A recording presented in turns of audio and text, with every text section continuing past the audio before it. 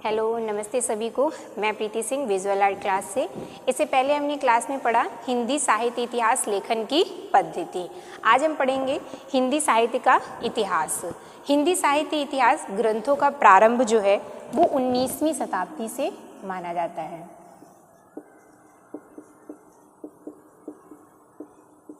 हिंदी साहित्य इतिहास ग्रंथों का प्रारंभ जो है वो 19वीं शताब्दी से माना जाता है।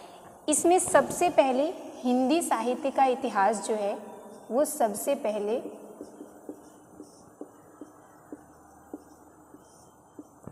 फ्रेंच विद्वान गार्शा दा तासी ने लिखा था।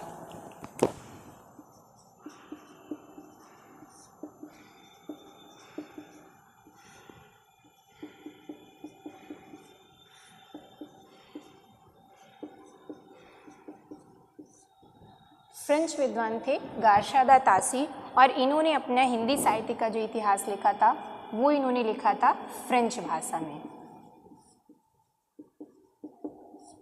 इनकी पुस्तक का क्या नाम था? इस्तवार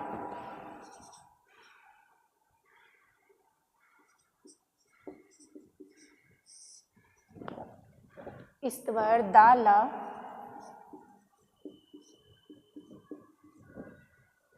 लिटरेचर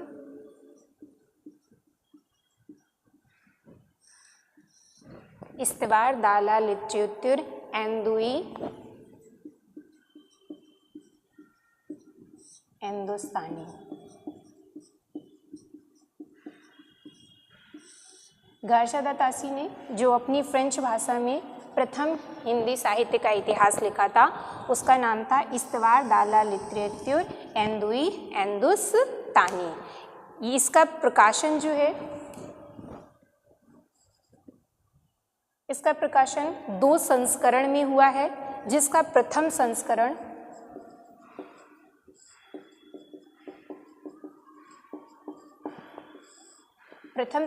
का प्रकाशन 1839 में हुआ था, 1839 ईस्वी में। इसमें भी इनके भाग 1 का प्रकाशन हुआ था।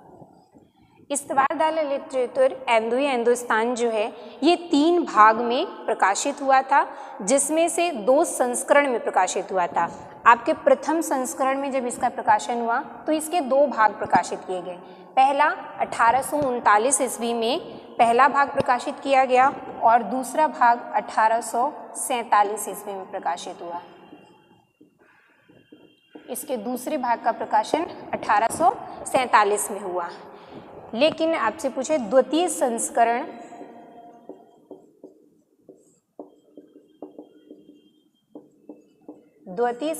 का प्रकाशन 1871 ईस्वी में हुआ था। द्वितीय संस्करण का प्रकाशन 1871 ईस्वी में हुआ था। ये आपका भाग 3 था। ठीक है, आप लोग को ये क्वेश्चन बनता है कि इस्तवार दा लिटरेचर एंदुई हिंदुस्तानी का प्रथम भाग का प्रकाशन अगर पूछा जाए तो 1839, द्वितीय भाग का प्रकाशन पूछा जाए तो 1847 और तृतीय भाग का प्रकाशन पूछा जाए तो 1871।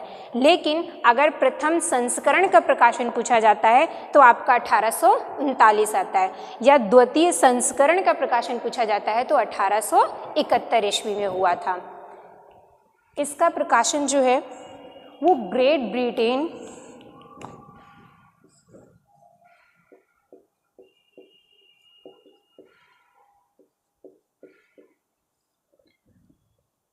और आयरलैंड की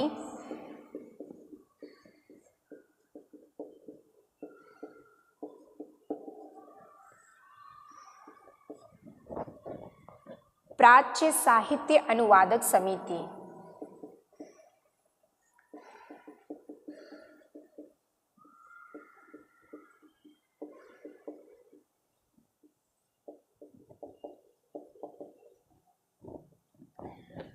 इस पुस्तक का प्रकाशन जो है वो ग्रेट ब्रिटेन व और आयरलैंड की प्राच्य साहित्य अनुवादक समिति की ओर से पेरिस में हुआ था। पेरिस में हुआ था। पूछ लिया जाता है कि जो गारशादा तासी की पुस्तक है उसका प्रकाशन कहाँ हुआ था? पेरिस में हुआ था। किसने करवाया था? ग्रेट ब्रिटेन और आयरलैंड की जो प्राच्य साहित्य अनुवादक समिति थे, इन्होंने इसका प्रकाशन करवाया था। इस्तवार द लिटरेचर एंदोई हिंदुस्तानी, इसमें कुल कितने कवियों को उन्होंने लिया है? कुल आपके 738 कवियों को इसमें शामिल किया है, जिसमें से आपके 666 कवि इन्होंने 666 कवि जो हैं वो उर्दू के माने हैं और शेष जितने हैं 72 कवि, शेष 72 कवि जो हैं ये इन्होंने हिंदी के माने हैं। गारशादा तासी ने कितने माने हैं? 738 कवियों को इन्होंने अपने इतिहास ग्रंथ में रखा, जिसमें 666 कवि जो थे वो उर्दू के थे और 72 कवि इन्होंने हिंदी के लिए थे। इन्होंने अपनी पुस्तक में किस पद्धति का प्रयोग किया था? वर्णानुक्रम पद्धति का।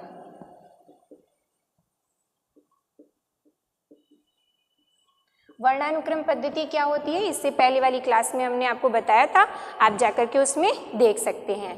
ठीक है, तो इस्तवार द लिटरेचर में कौन सी पद्धति का प्रयोग किया है? वर्णानुक्रम पद्धति का इन्होंने प्रयोग किया था।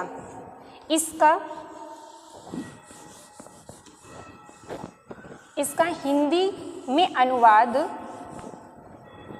लक्ष्मी सागर वार्ष्णेय ने किया था। इस्तवार द लिटरेचर एंदोई हिंदुस्तान का हिंदी में अनुवाद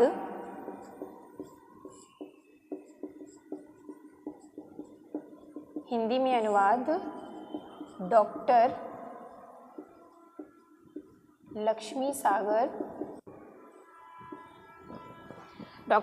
सागर वार्ष्णेय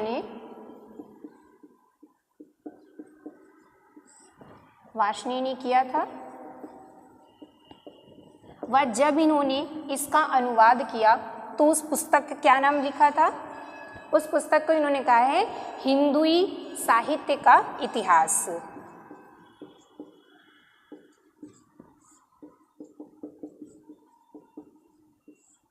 हिंदुई साहित्य का इतिहास। ठीक है, आपसे ये पूछा जाता है कि हिंदी साहित्य का जो पहला इतिहास इस्तवार द लिटरेचर एंदोई हिंदुस्तान था, इसका हिंदी में अनुवाद किसने किया था? लक्ष्मी सागर वार्ष्णेय ने किया था। जब इसका इन्होंने हिंदी में अनुवाद किया तो उस पुस्तक का क्या नाम रखा था? हिंदुई साहित्य का इतिहास। और इसका सन भी आपसे पूछ लेता है तो इन्होंने 1952 ईस्वी में, लक्ष्मी सागर वार्ष्णेय ने हिंदुई साहित्य का इतिहास नाम से 1952 ईस्वी में इसका अनुवाद हिंदी में किया था। ठीक है, ये आपके हो गए हिंदी साहित्य का प्रथम इतिहास लिखने वाले कवि कौन थे या इतिहासकार? गारशादा तासी, जिन्होंने लिखा था इस्तवार द लिटरेचर एंदोई हिंदुस्तानी। ये आपसे बहुत पूछा जाता है कि इसका सन पूछा जाता है, इसके संस्करण पूछे जाते हैं, ये किस भाषा में लिखा था, इसका अनुवाद किसने किया था, वो सब हमने अभी देखा। इसके बाद हम देखते हैं हिंदी साहित्य का इतिहास हिंदी भाषा में। हिंदी साहित्य का इतिहास हिंदी भाषा में सबसे पहले किसने लिखा है? हिंदी भाषा में लिखा है महेश दत्त शुक्ल ने।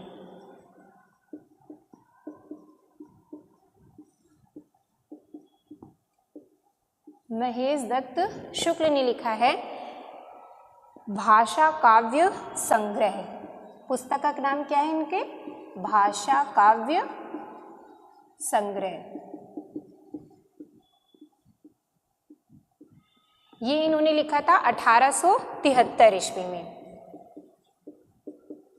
1873 ईस्वी में। और इसका प्रकाशन कहाँ से हुआ था?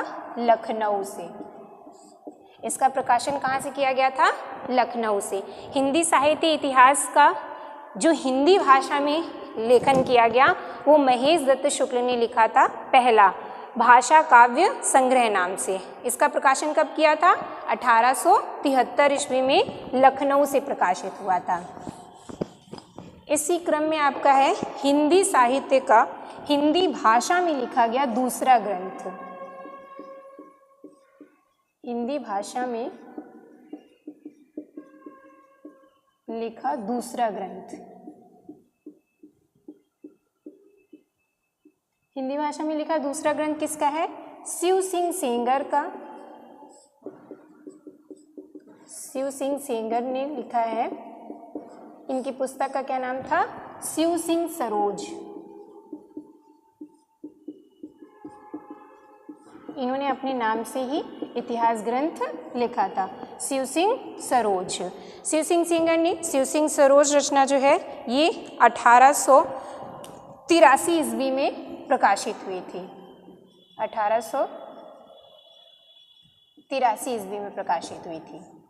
आपको इन जो हम प्रमुख इतिहास ग्रंथ लिखा रहे हैं इनके सन आपसे बहुत पूछे जाते हैं, ठीक है। तो शिव सिंह सरोज इन्होंने कब लिखी थी? 1883 ईस्वी में लिखी थी। इसमें इन्होंने 838 कवियों को शामिल किया था, 838 कवियों को शामिल किया था, या इसे ही हम 1 सहस्त्र कह देते हैं, अर्थात 1000, ठीक है। कुछ लोग इनकी जो एग्जैक्ट संख्या है वो 838 है, लेकिन ऑप्शन में आपके 1 सहस्त्र भी आ जाता है, ठीक है। तो 1 सहस्त्र या 838 कवियों का संग्रह किसने किया था? शिव सिंह सेंगर ने अपनी शिव सिंह सरोज रचना में। इसके बाद हिंदी साहित्य के इतिहास लिखने में ग्रेसन आए।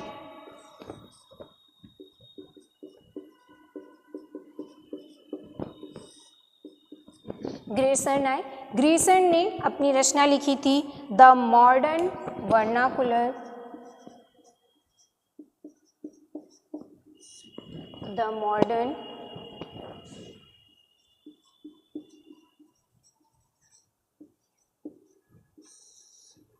Modern vernacular literature of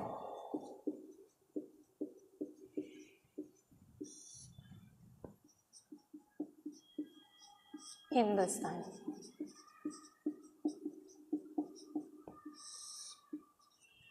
Grayson की पुस्तक का क्या नाम था?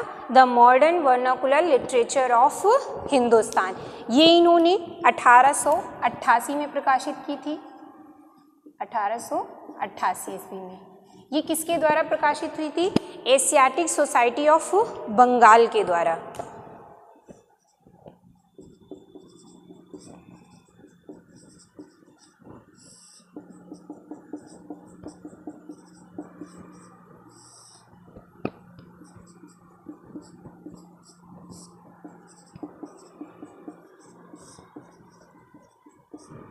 ग्रेसन की पुस्तक जो है modern vernacular literature of Hindustan, ये एशियाटिक सोसाइटी ऑफ बंगाल के द्वारा प्रकाशित हुई थी, और ये जो है ये अंग्रेजी भाषा में लिखी गई थी। ये साहित्य आपका अंग्रेजी भाषा में लिखा गया था और 1888 ईस्वी में प्रकाशित हुआ था। ग्रेसन के इस इतिहास को सच्चे अर्थों में हिंदी साहित्य का पहला इतिहास माना जाता है। सच्चे अर्थों में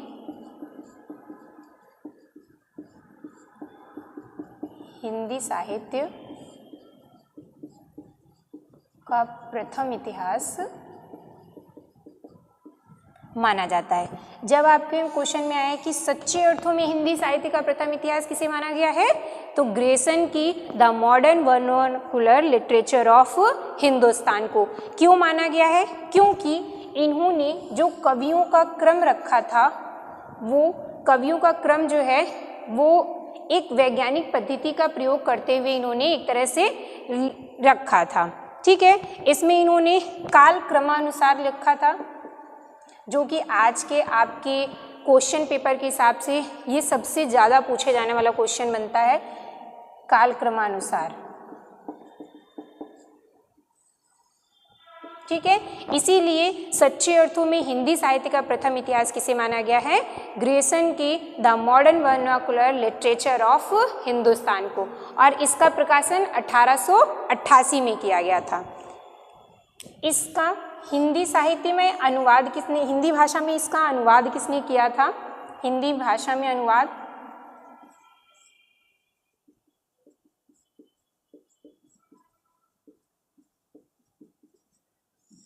हिंदी भाषा में अनुवाद जो किया था वो किशोरी लाल गुप्त ने किया था।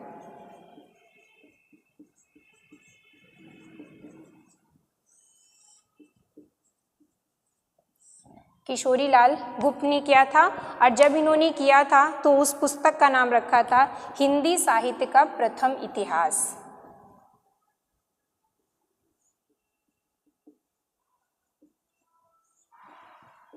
हिंदी साहित्य का प्रथम इतिहास।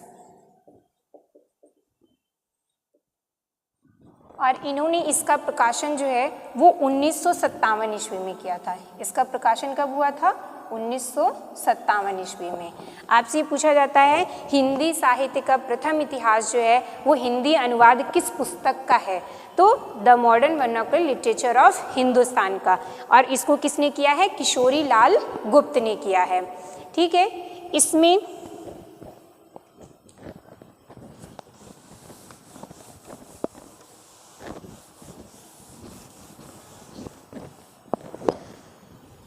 इस पुस्तक में प्रथम बार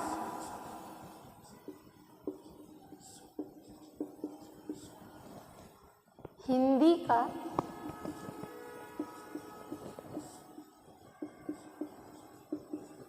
भाषा दृष्टि से क्षेत्र निर्धारण करते हुए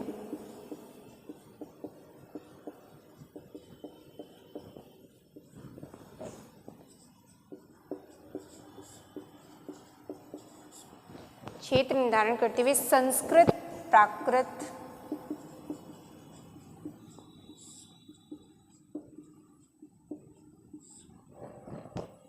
एवं अरबी फारसी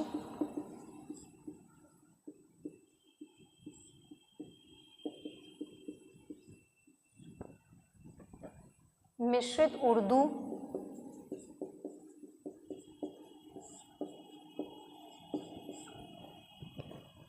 को उससे पृथक किया है।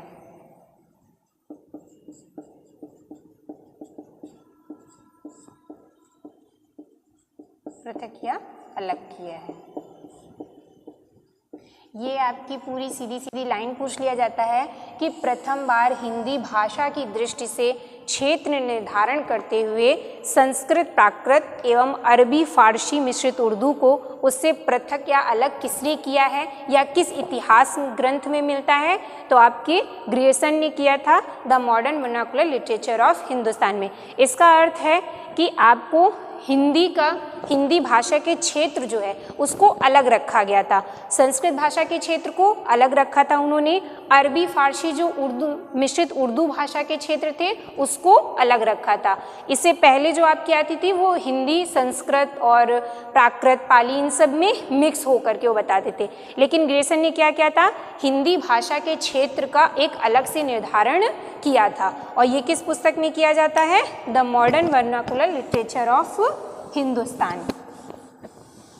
इसके बाद हिंदी साहित्य के इतिहास में आपके आए मिश्र बंधु।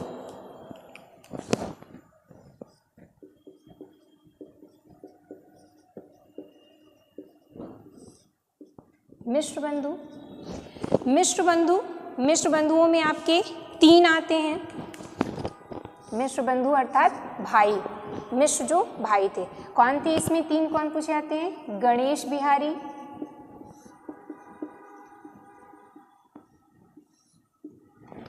बिहारी, श्याम बिहारी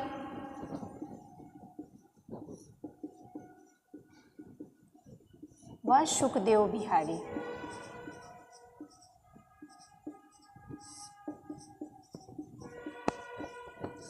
आपसे ये पूछ लिया जाता है मिश्र बंधुओं के अंतर्गत कौन से 3 नाम आते हैं? तो गणेश बिहारी, श्याम बिहारी और सुखदेव बिहारी।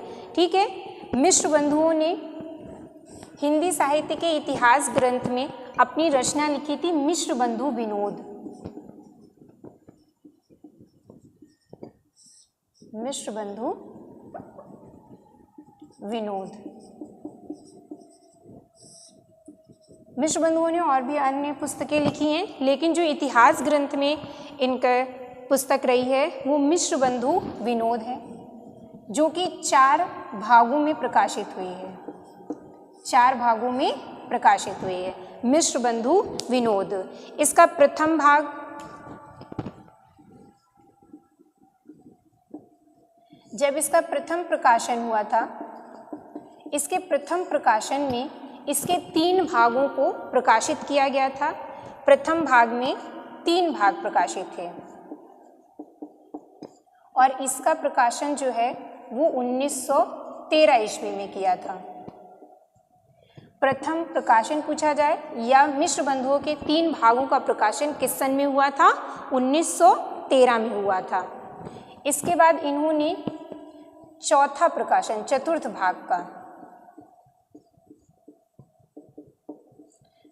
भाग का प्रकाशन जो है वो 1934 ईस्वी में किया था। ठीक है, ये आपसे सन बहुत पूछा जाता है कि मिश्र बंधुओं के चतुर्थ भाग का प्रकाशन कब हुआ, या मिश्र बंधु विनोद की रचना जो थी उसका प्रथम प्रकाशन कब हुआ, या प्रथम प्रकाशन के ही समय उसके 3 भाग प्रकाशित किए गए थे 1913 ईस्वी में जो प्रकाशित हुआ था। उसके बाद इन्होंने जो चौथा भाग प्रकाशित किया था वो 1934 में प्रकाशित किया था।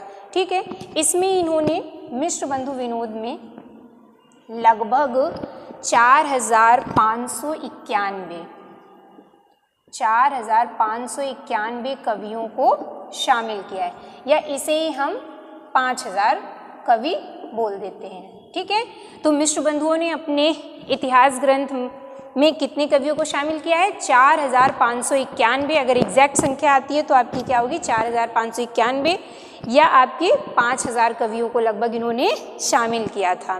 ठीक है, इन्होंने अपनी रचना में किस पद्धति का प्रयोग किया है? कालानुक्रमिक पद्धति का। इससे पहले की क्लास में हम आपको बता चुके हैं कि कालानुक्रमिक पद्धति क्या होती है। आप लोगों ने नहीं पढ़ा है तो पहली क्लास में जाकर के उसको पढ़ लीजिएगा।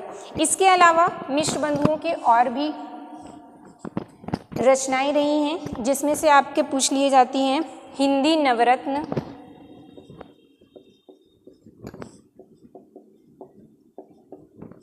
हिंदी नवरत्न का प्रकाशन पूछ लिया जाता है, 1910 में हुआ था। इसके अलावा इनका है भारत विनय,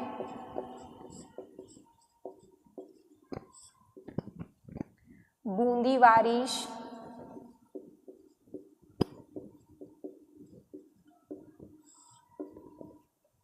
पुष्पांजलि,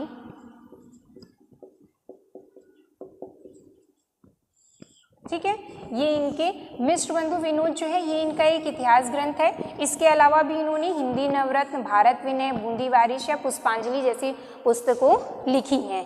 ठीक है, इसके बाद आपके इतिहास ग्रंथ में आ जाते हैं रामचंद्र शुक्ल।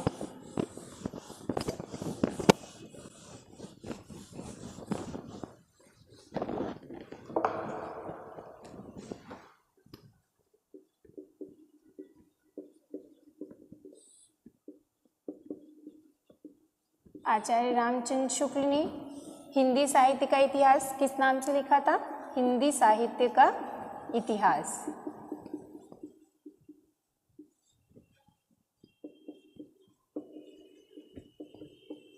आचार्य रामचंद्र शुक्ल ने जब हिंदी साहित्य का इतिहास लिखा था तो उसका नाम हिंदी साहित्य का इतिहास नहीं था। इन्होंने हिंदी शब्द सागर की भूमिका के रूप में हिंदी शब्द सागर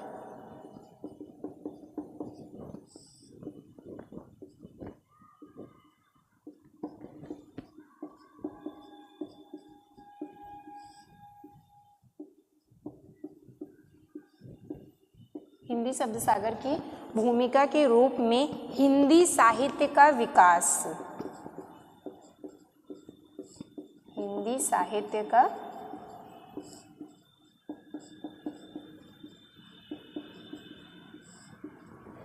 विकास ग्रंथ लिखा था।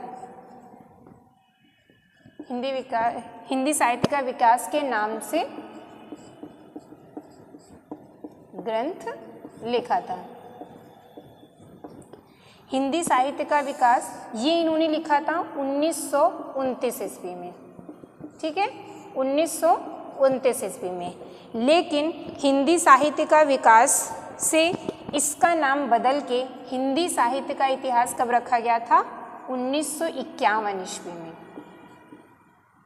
आपसे पूछ लेता है हिंदी शब्द सागर की भूमिका के रूप में हिंदी साहित्य का विकास का नाम का जो ग्रंथ लिखा था उसके बाद कौन सा नाम पड़ा? तो हिंदी साहित्य का इतिहास।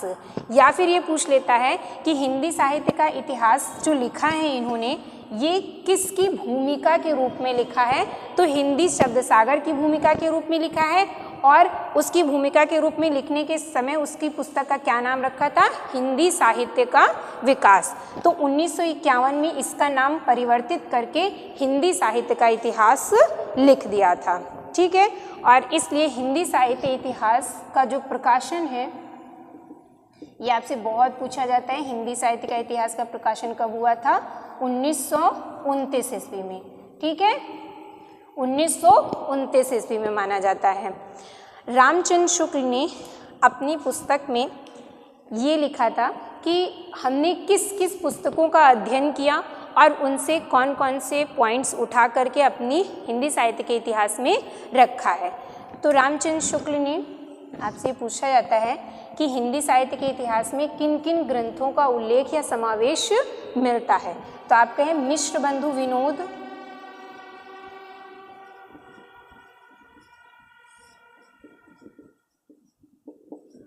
मिश्र बंधु विनोद, कविता कौमुदी,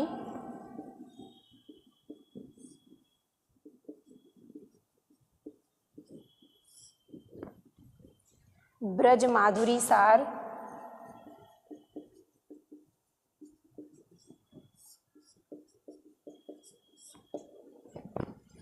हिंदी कोविद रत्नमाला।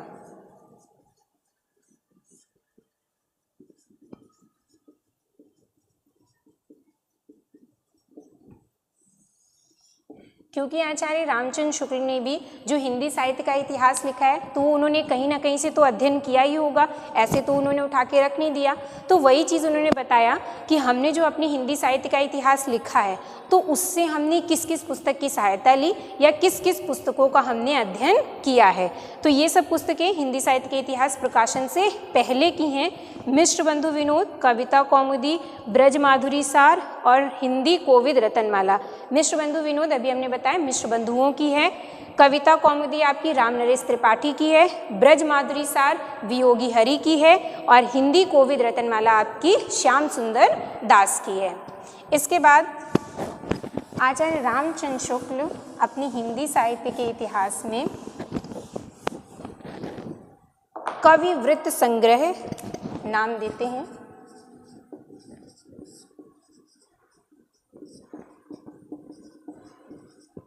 कविवृत्त संग्रह, कविवृत्त संग्रह में इन्होंने 3 कवियों को लिखा है जो आपके क्रम से थे। शिव सिंह सेंगर, शिव सिंह सेंगर ने अपनी जो इतिहास ग्रंथ लिखा था। इसके बाद आपके थे ग्रियर्सन व मिश्र बंधु।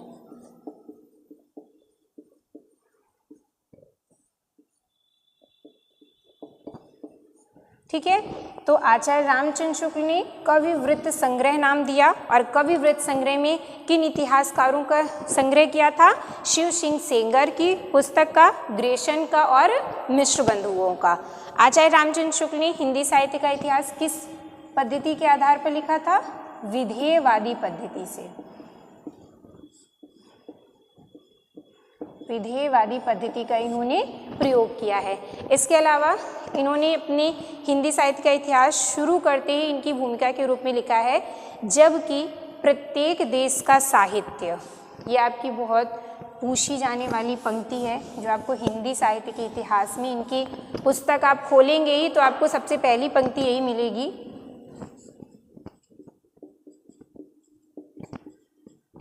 जबकि प्रत्येक देश का साहित्य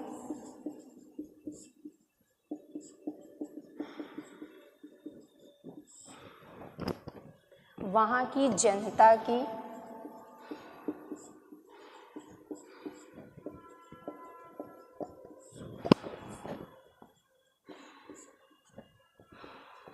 चित्तवृत्ति का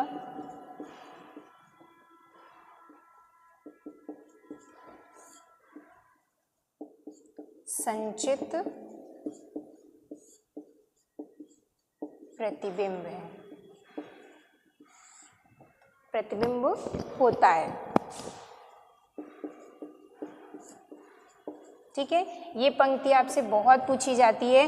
पंक्ति दे दी जाती है कि इस पंक्ति को किसने कहा है, जबकि प्रत्येक देश का साहित्य जो है वो वहाँ की जनता की चित्तवृत्ति का संचित प्रतिबिंब होता है। तो ये पंक्ति किसकी है? आचार्य रामचंद्र शुक्ल ने दी है। ठीक है, अब इसके आगे की क्लास में हम देखेंगे कि हिंदी साहित्य के इतिहास जो हैं अभी तक कितने इतिहास लिखे गए हैं और कितने इतिहास ग्रंथों को किस किस क्रम में रखा गया है वो देखेंगे।